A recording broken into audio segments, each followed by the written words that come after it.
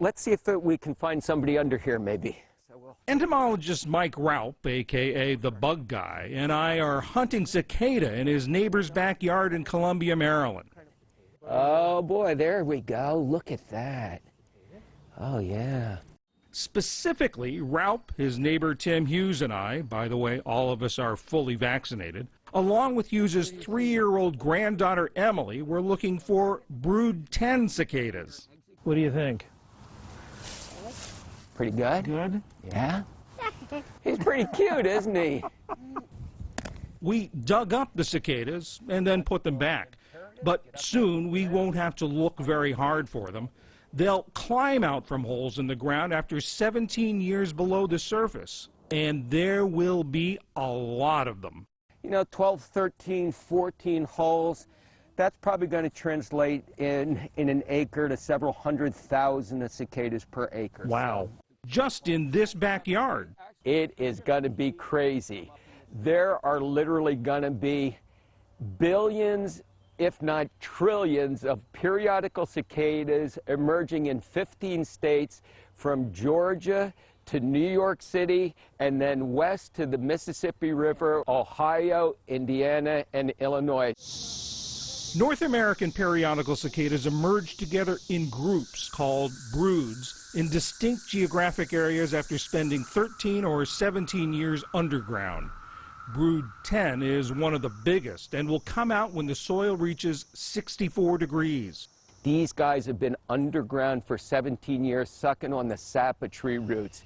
They're going to make a jailbreak just at nightfall. Their skin is going to split open on the back. They're going to pop out of there, and they're going to move to the safety of the treetops.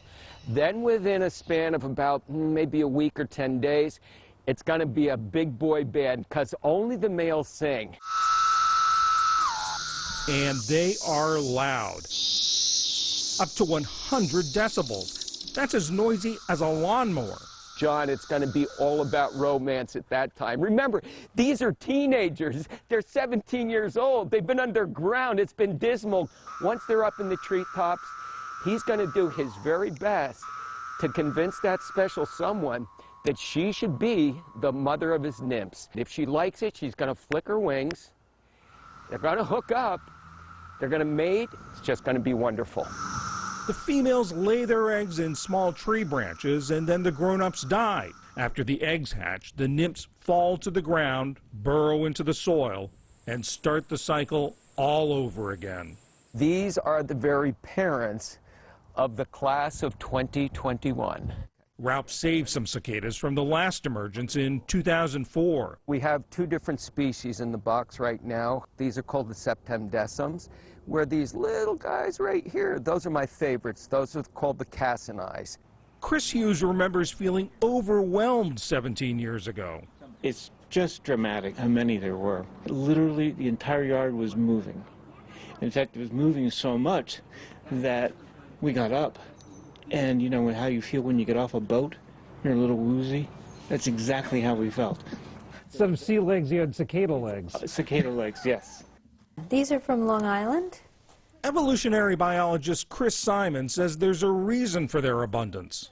When they come up, everything eats them. They have this sort of safety in numbers strategy. Eventually, predators get tired of eating them, and enough are left that they can survive and reproduce. And so they'll all come out at exactly the same time.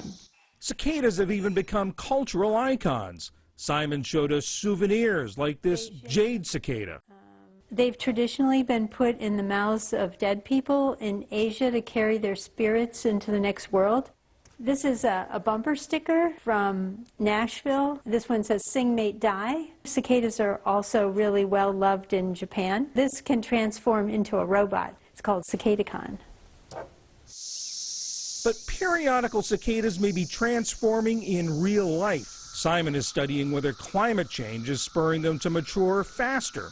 We've seen many more cicadas coming out 4 years early, and not only coming out 4 years early, but coming out 4 years early in larger numbers, and they mate and lay eggs, and the eggs hatch. In previous years, we've seen them come out 4 years early, but there weren't as many. They don't establish a self-reproducing population. So we used to think it was an evolutionary dead end. But not anymore. In 2017, Simon tracked brood 10 cicadas that emerged 4 years early and estimates there were millions of them. With climate change, there's warming, and the warming provides longer growing seasons for the trees and for the cicadas. And so as the feeding season gets longer, the cicadas can grow up faster. The brood 10 emergence will give Simon a chance to collect new data. But for those who may fear the appearance of billions of bugs, They're not going to bite. They're not going to sting. They're not going to grab dogs and small children like the monkeys in The Wizard of Oz and fly away with them. These are harmless creatures. Ralph cannot wait for Cicada Palooza. This is like having a National Geographic special right in your own backyard. It's going to have birth. It's going to have death. It's going to have romance in the treetops. It's going to have cicadas battling predators. It's going to be better than an episode of Game of Thrones. So sit back and enjoy the show.